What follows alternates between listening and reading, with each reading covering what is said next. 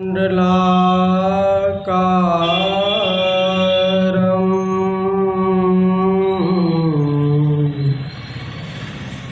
व्याप्तं येन चराचरं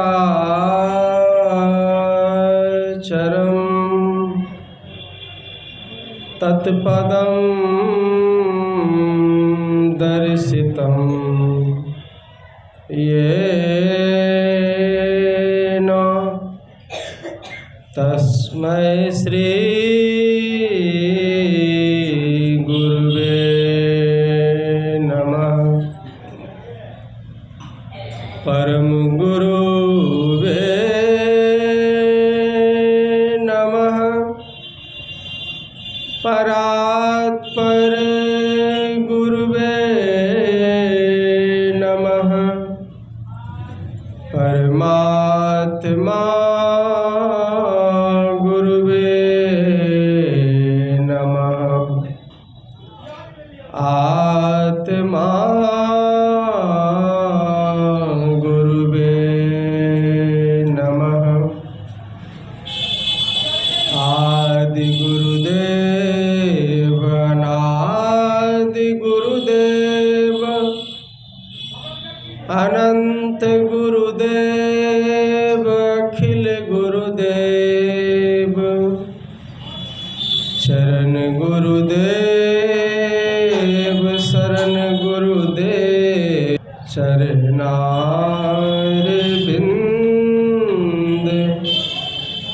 नमो नमस्ते।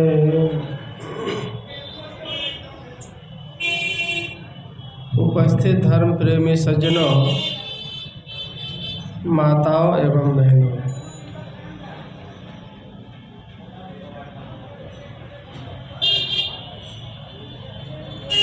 एक कोई महात्मा जी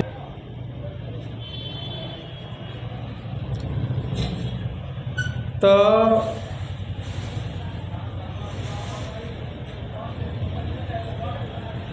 सुबह सुबह उसको जाना था, लेकिन रात्रि जो आश्रम में विश्राम किया तो उसे शौच की तलब हुई और नहीं जानता था कि टॉयलेट बाथरूम कहाँ है। आश्रम परिसर में ही शौच करके और जल्दी जल्दी सुबह सुबह वो निकल गया। आश्रम के जो मुख्य महात्मा थे तो उसने देखा कि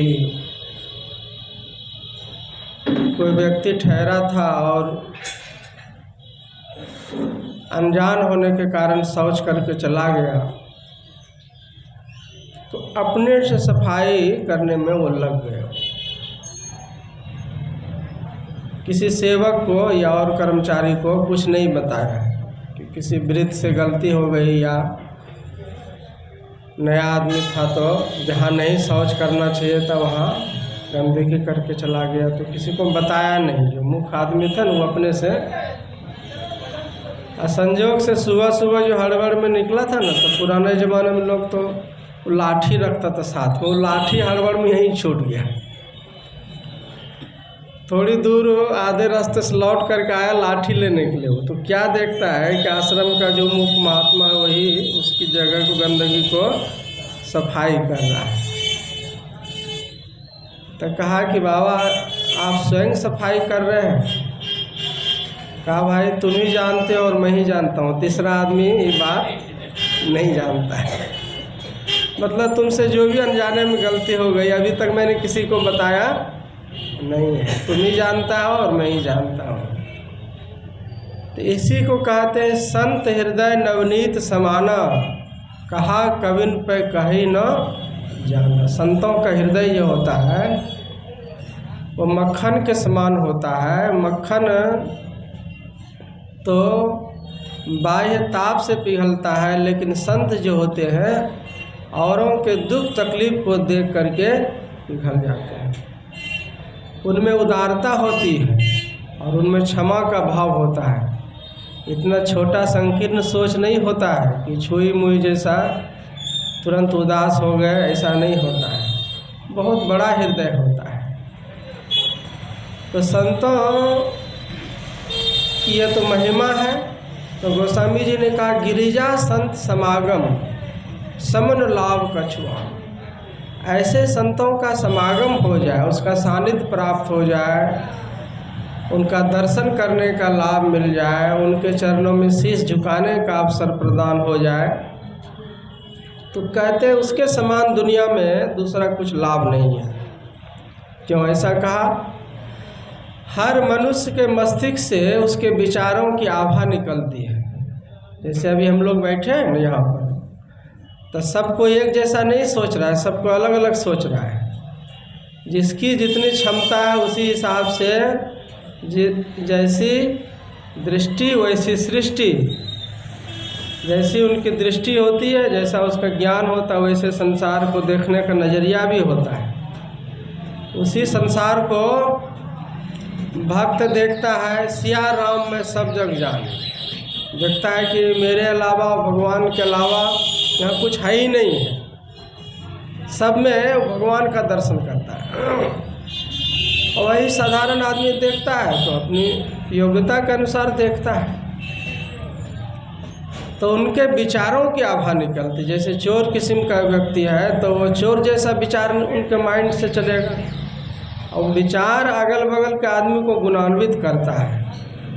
अगर आप अपने विचार में ठोस नहीं है, कमज़ोर है, तो अगल बगल का आदमी आपको प्रभावित कर देगा। जैसे मान लीजिए कि आप सत्संगी घर का बच्चा है और दीक्षा नहीं लिए हैं, तो स्वाभाविक है घर में मांस मछली नहीं चलता है तो आप भी नहीं खाते हैं। लेकिन पूरा आपको यदि ज्ञान नहीं है कि खाना चाहिए तो क्यों खाना चाहिए और नहीं खाना चाहिए तो क्यों नहीं खाना चाहिए, एक वो परिपाटी चली आ रही है, मिल ही नहीं रहा है तो नहीं खाते। तो कोई दूसरा आदमी अगर वो समझा दे बढ़िया से, अपने वचन में स्ट्रांग हो, विल पावर मजबूत हो, दार्शनिक विचार का हो, और आप अगर आप में दृढ़ता नहीं है, आपको ज्ञान नहीं है कि नहीं खाना चाहिए तो क्यों नहीं खाना चाहिए, तो हो सकता है कि वो आपको बहका भी सकता है। उसके विचार से आप थोड़ी देर के लिए प्रभावित हो जाइए। अगर आप रहिएगा अपने वचन और उसूल में दृढ़, तब तो उसको आप छोड़वा दीजिएगा। अगर कोई ऐसा साकड़ व्यक्ति के संग में आप घूम रहे हैं तो उसको आप दृढ़ता से कहिएगा कि नहीं, ये चीज़ खराब है और इसमें ये बुराइयां हैं और हम लोग नहीं खाते हैं, तो आपसे प्रभावित होकर के छोड़ सकता है और सत्संगी भी बन सकता है। ऐसे बहुत से उदाहरण देखें। हमारे इलाके में वो नवादा जिला में एक सत्संगी है, गया था दुबई कमाने के लिए। अब भभुआ जिला से एक दूसरा भी युवक गया था। जब ये पूजा ध्यान करने लगा ना वो अपने क्वार्टर में, तो उनका सहयोगी भी तो पूछा कि ये किनका है तस्वीर। गुरु महाराज का स्वरूप ले गया था। अब वो ऐसा पक्का सत्संगी था कि टाइम पर उतना व्यस्त लाइफ, और प्रदेश में थोड़ा नियम कानून कड़ा होता है ना, अरब कंट्री में खास करके दुबई, मास्केट, लड़ी कट्टा, सऊदी में, फिर भी वो टाइम पर पूजा ध्यान नहीं छोड़ता। तो साथ में रहने वाला बड़ा प्रभावित हुआ।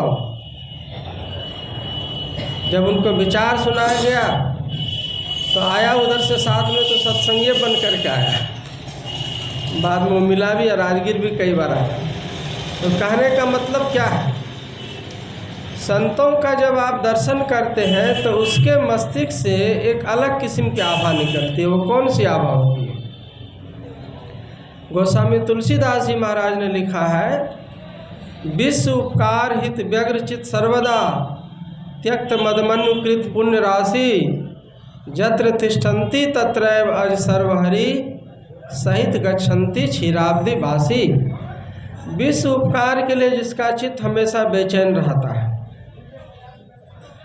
ऐसे महापुरुष जहाँ पर विराजते हैं, वो चंद मिनट के लिए या 2 मिनट 5 मिनट के लिए सिर्फ चरण रख दे वहाँ पर, तो 33 करोड़ देवी देवता के साथ भगवान विष्णु की शक्ति वहाँ पर काम करने लगती है, जिसका सिर्फ इतना मकसद है कि लोगों का भलाई हो, विश्व का कल्याण हो। अपना उनको परिवार का फिक्र नहीं है कि घर में रोजी रोटी चल रही है कि नहीं चल रही है, भाई भतीजा का मकान बना कि नहीं बना, दुकान बना कि नहीं बना, उनको कोई फिक्र नहीं है। लेकिन औरों की भलाई कैसे हो, कोई आदमी भूला भटका आदमी है, कैसे सन्मार्ग में दृढ़ हो जाए और कैसे उनका परिवार सुधर जाए, कैसे उनकी आत्मा मरने के बाद भी अधोगति में न जाए, उनको वो समझाने में लगा हो। अपने तकलीफ़ की उनको जरा भी परवाह नहीं होती है। तो ऐसे जो उदार चित्त वाले संत होते हैं, साधु होते हैं या सन्यासी होते हैं, तो कहते हैं उनका जो सानिध्य है वो बहुत मंगलकारी होता है। क्योंकि आप थोड़ी देर के लिए बैठिएगा ना, तो उनके मस्तिष्क से जो शुभ शुभ विचार निकलेगा तो उससे आप प्रभावित हो जाइएगा।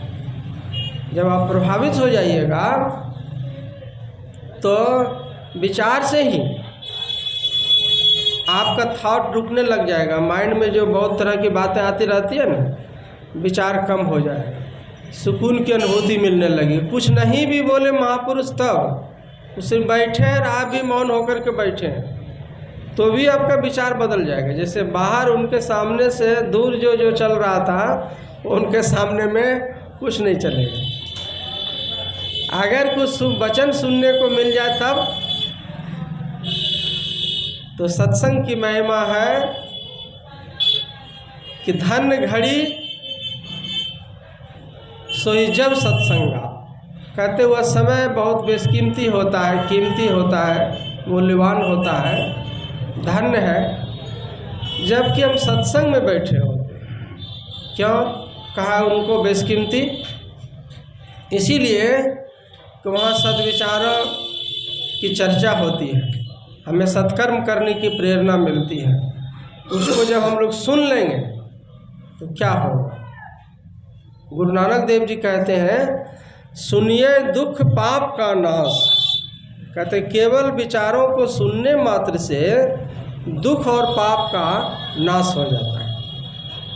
तो सुनने मात्र से कैसे होगा? पहले सुनेंगे, उनको अच्छे से याद करेंगे, फिर उनको जीवन में उतारेंगे, तब ना दुख क्लेश भागेगा।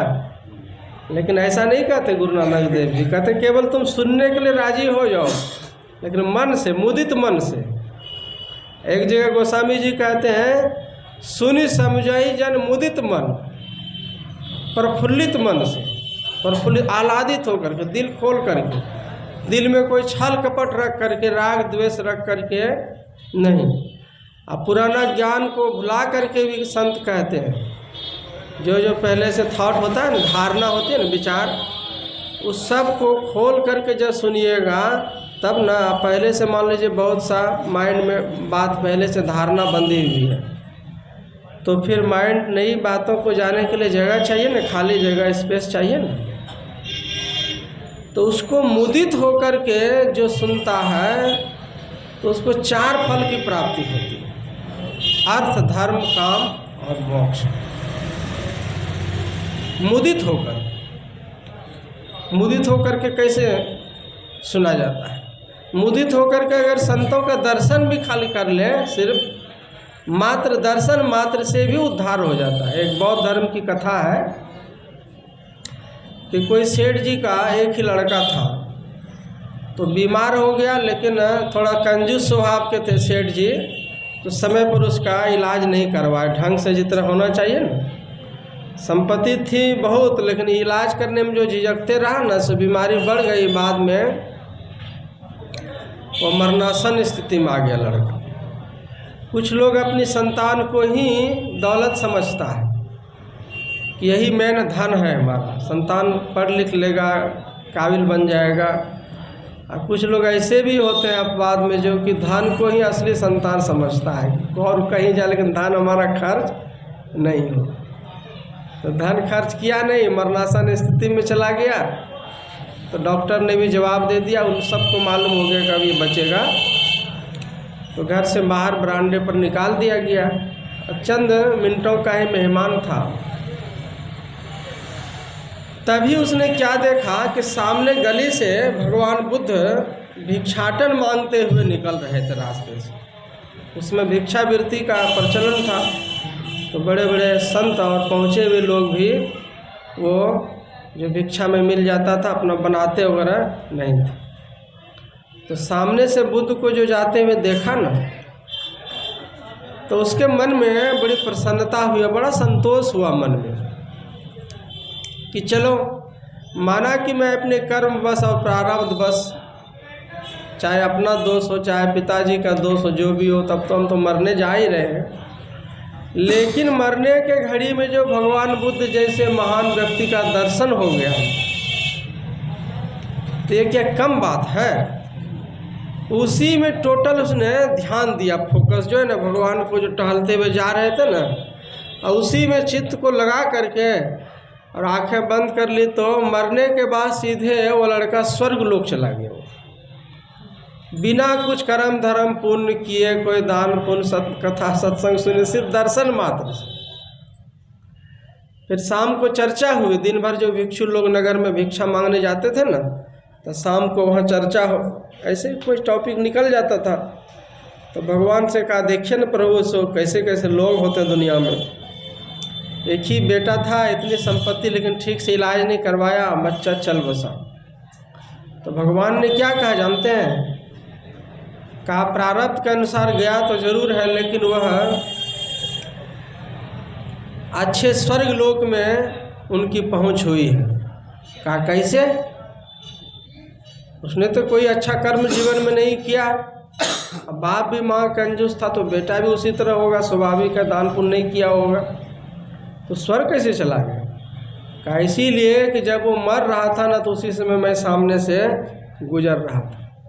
अब मेरे में सारा उसने मन लगा दिया और प्रफुल्लित और आनंदित मन से मुझे देखते रहा। ऐसी के पुण्य के बदौलत वह स्वर्ग को गया है। यह बात फिर भिक्षुओं ने आकर के उनके पिताजी को बताया, जब गांव में दूसरे दिन भिक्षा मांगने आए ना। हालांकि उनको बहुत तकलीफ था, लेकिन जब मालूम हुआ कि भगवान ने कहा है कि हमारा बच्चा स्वर्ग चला गया है, तो बड़ी खुशी हुई। जाकर के पूछने के लिए गया, कहा कि प्रभु ऐसा हो सकता है जो न कभी आपका कोई प्रवचन सुना हो, न कभी आपको प्रणाम करने गया हो, न कभी कोई दीक्षा लिया हो, और कभी दान पुण्य भी नहीं किया हो, और सिर्फ आपका दर्शन करने मात्र से इतना पुण्य हो जाए किसी को कि वह स्वर्ग चला जाए, ऐसा हो सकता है? तो भगवान ने कहा कि एक दो को ऐसा हुआ है, ऐसा कितना हुआ है उसका कोई गिनती नहीं है। ऐसा हो सकता है, बशर्ते शर्त यही है, सिर्फ दर्शन काफ़ी नहीं है, दर्शन मुदित मन से दर्शन होना चाहिए, प्रफुल्लित मन से, आह्लादित मन से, निष्कपट होकर के। संत को संत समझिएगा तब ये उनका आशीर्वाद मिलेगा, वो भी बात है। उनको अनजान समझ लीजिएगा तो फिर अनजान उनके लाभ से भी न वंचित हो जाइएगा। और किसी को लाभ लेने के लिए पहले तो उसकी महिमा और उनकी पहुंच को समझना पड़ता है। आपके लिए अनजान बना हुआ है तो आशीर्वाद से भी आप अनजान बने हुए। वही गुरु नानक देव जी महाराज कहते हैं कि केवल आप सुनिए ना, वो तो दर्शन किया तो उनको इतना लाभ हो गया। अब कहते सुनिए, सिर्फ सुनिए दुख पाप का नाश। केवल आप सुन लेते हैं तो दुख और पाप का नाश हो जाता है। इसीलिए हो जाता है, कैसे हो जाता है?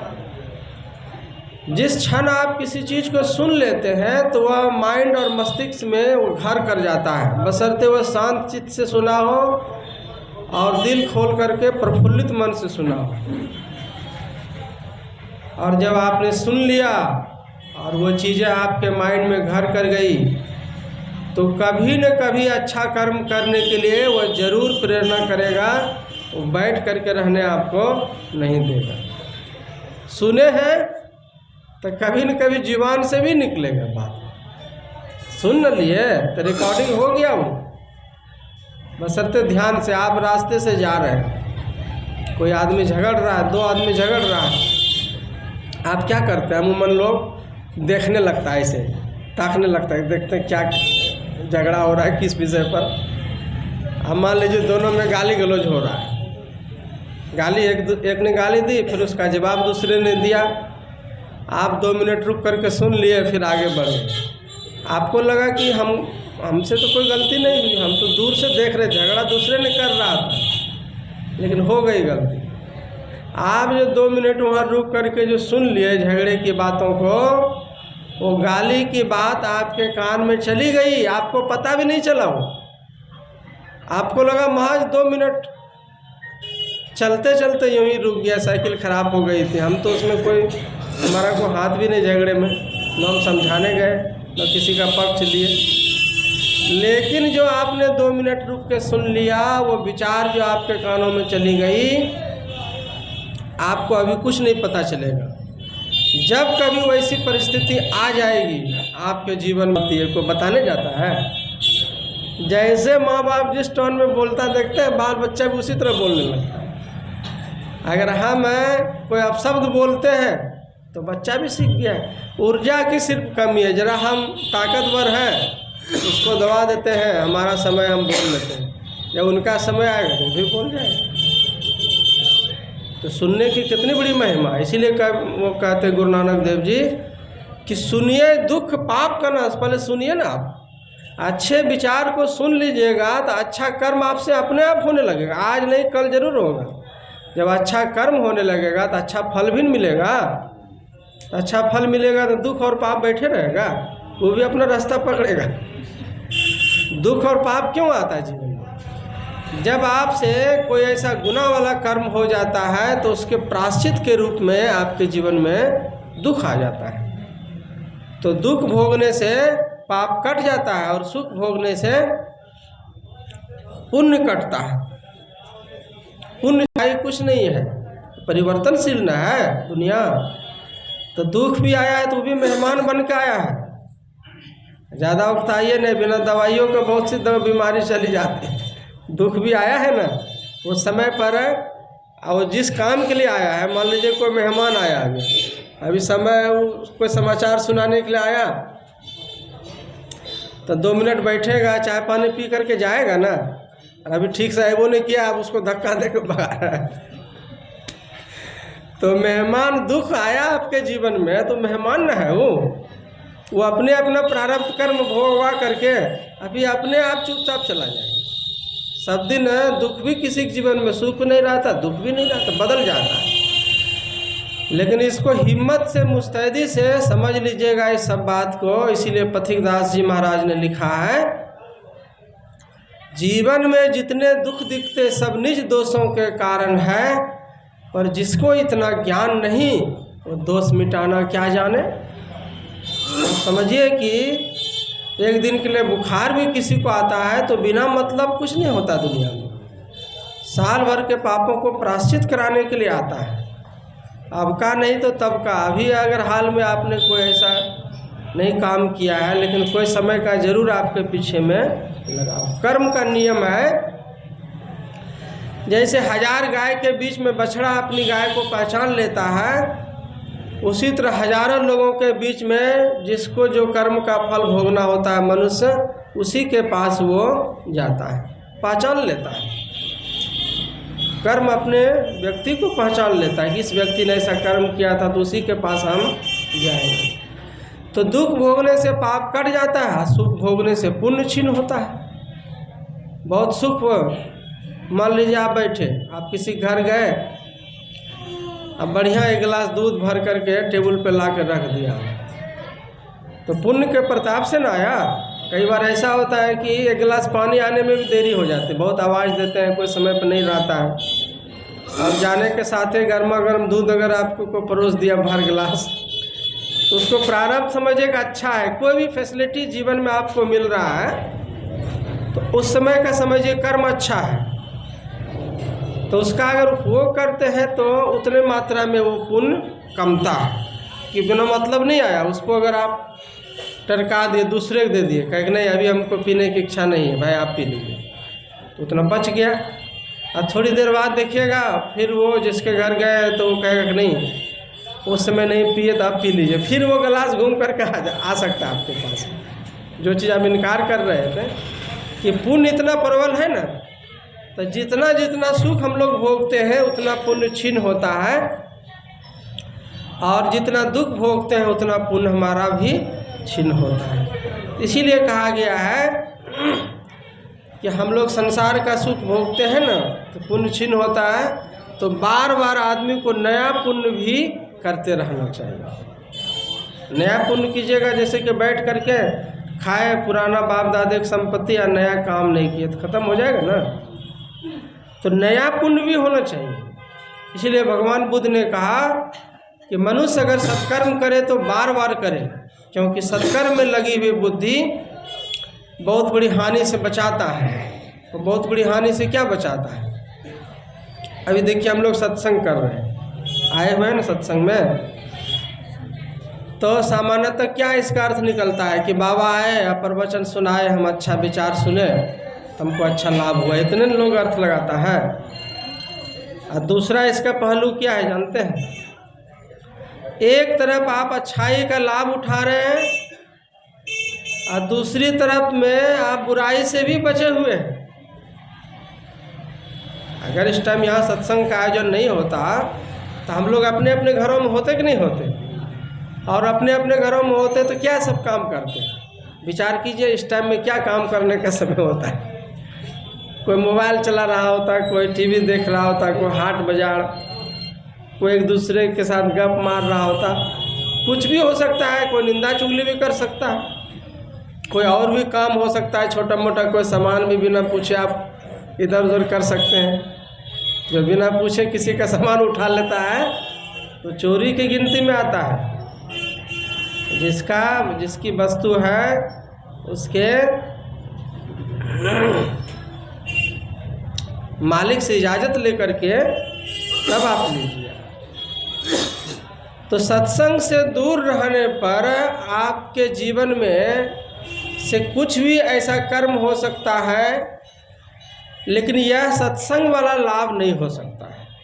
काम तो किए होंगे कल इस टाइम में ज़रूर, लेकिन कोई अलग किस्म का काम हुआ होगा। तो कहने का भाव, एक तरफ अच्छाई का लाभ हुआ और उसके साथ ही हम बुराई से भी बचे रहे। सत्संग में एक साथ दो फायदे होते हैं। इसीलिए कहते गिरिजा संत समागम समन लाभ कछु आन। इसके समान दूसरा कोई लाभ नहीं है, क्योंकि ये जीवन निर्माण की बातें होती हैं। सत्संग हमें सिर्फ संसार में और परमार्थ की बात नहीं, संसार में भी हम सुखपूर्वक कैसे रहें, नेकी का काम करते हुए अच्छे से प्रसन्नचित होकर के, और दुख की घड़ी को भी सुखपूर्वक कैसे जी सकते हैं, और शरीर छूटने के बाद भी हमारी आत्मा अधोगति में न जाए। दोनों तरह का ज्ञान हमें सत्संग सिखाता है। इसीलिए कहते इसके समान दूसरा कोई लाभ नहीं। जो इसमें आ जाता है तो धन्यभागी है, और इससे दूर रहता है, जैसे तैसे कामों में समय बिताता है, तो समझिए उसका कोई मोल नहीं है। भगवान बुद्ध के पास एक वृद्ध आदमी जाकर के कुछ ही साल से भिक्षु बन करके रहता था। तो वृद्धावस्था में साधु बना और भजन भेद भी लिया और भिक्षु भी बना। तो एक दिन पूछा, भगवान ने कहा कि आपकी उम्र कितनी होती होगी? उस वृद्ध से कि उम्र पूछा कि आपकी उम्र कितनी है? तो उन्होंने हाथ जोड़ के कहा कि गुरुदेव 4 बरस। कहा कि देखने में तो लगते हैं 60-70 से ऊपर, 4 बरस बतला रहे हैं। कहा जब से मैं आपके शरण में रह कर के ध्यान करना आरंभ किया है और शरण ग्रहण किया है, सानिध्य प्राप्त किया है, उसी की मैं गिनती करता हूँ। और जो जैसे तैसे समय में पूरा जवानी और अधेड़ उम्र चलेगी, उसका मैं कोई गिनती में मायने नहीं रखता। और 4 बरस से आपके पास में हूँ, तो जो पूरा लाभ मिल रहा है ना जीवन का जो उद्देश्य है, उसमें जो हम सफल हो रहे हैं, उसी की गिनती है। और बाकी तो जैसे तैसे कामों में चला गया, तो उसका कोई गिनती नहीं। इसीलिए संत महापुरुष कहते हैं कि समय की सार्थकता सत्संग में है और गुरु से दीक्षा लेकर के भजन करने में। इसीलिए सत्संग हमें सिखाता है। इस सत्संग में लाभ बहुत है, तुरंत मिलावे गुरु से।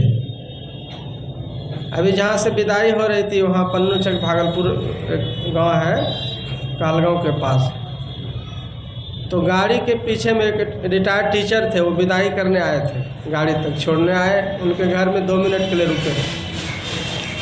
तो गाड़ी के पीछे में वो वचन लिखा हुआ है कि जिसके जीवन में गुरु नहीं है उसका जीवन अभी शुरू नहीं है। तो बड़ा प्रसन्न हुआ वो, प्रभावित हुआ, मतलब उस वचन को पढ़कर के बाबा अद्भुत बात लिखा हुआ है।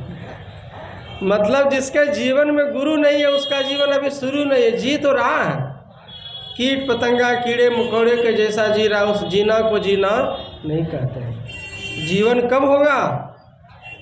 जब गुरु के आदेश अनुसार संयमित होकर के आप जीवन जिएगा तो उसको जीवन कहा जाता है। तो आदमी देखिए बाघ सिंह ये सब क्या खाता है? मांस खाता है ना। और आदमी भी अगर वही भक्ष करे तो बाघ और आदमी में क्या अंतर होगा? तो जानवर जैसा हुआ कि नहीं जीवन। आदमी कैसे बनेगा? आदमी जब बनेगा वो गुरु के शरण में आएगा, गुरु धारण करेगा। तो जीवन में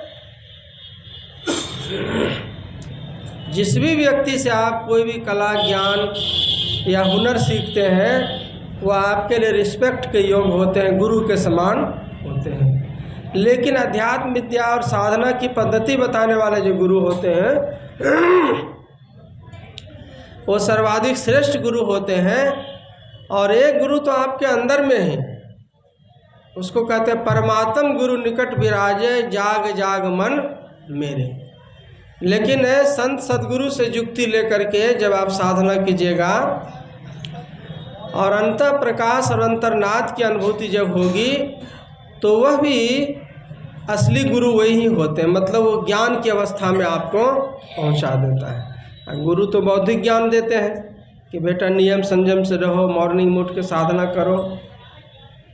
भीतर में जो अनुभूति होगी तो वह वास्तविक ज्ञान कराने वाला होगा। जन्म मरण का भेद रहस्य खुल जाएगा। हम इस दुनिया में क्यों आए हैं, यहाँ आने का मकसद क्या है, कितने दिनों तक रहना है, जाना है तो कहाँ जाना है, जाना है तो कब जाना है, ये सब रहस्य खुल जाएगा जब आप ध्यान कीजिएगा। ध्यान से समाधि, और समाधि में सभी समस्या का समाधान अपने आप ही हो जाता है।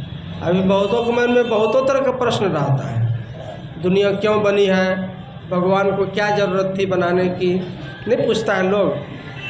भगवान कहते हैं एको हम बहुत श्यामी, मैं एक हूँ बहुत हो जा, दुनिया को रच दिया। इसका मतलब हुआ कि भगवान भी अकेले बोर हो रहे थे तब ने बहुत आदमी बना दिया कि दुनिया बनी रहेगी तो लोग हमारे नाम से पूजा ध्यान भी करेंगे। तो गुरु महाराज से पूछा कि दुनिया भगवान ने क्यों बनाई, उनको क्या ज़रूरत थी, वो तो इच्छा विहीन है। फिर कहते जी मौज में आकर के बना दिया। तो गुरु महाराज ने कहा कि देखिए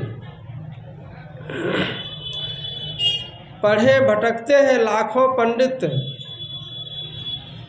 करोड़ों दाने, हजारों पंडित लाखों दाने करोड़ों से आने, जो खूब देखा सोई यार आखिर खुदा की बात खुदा ही जाने।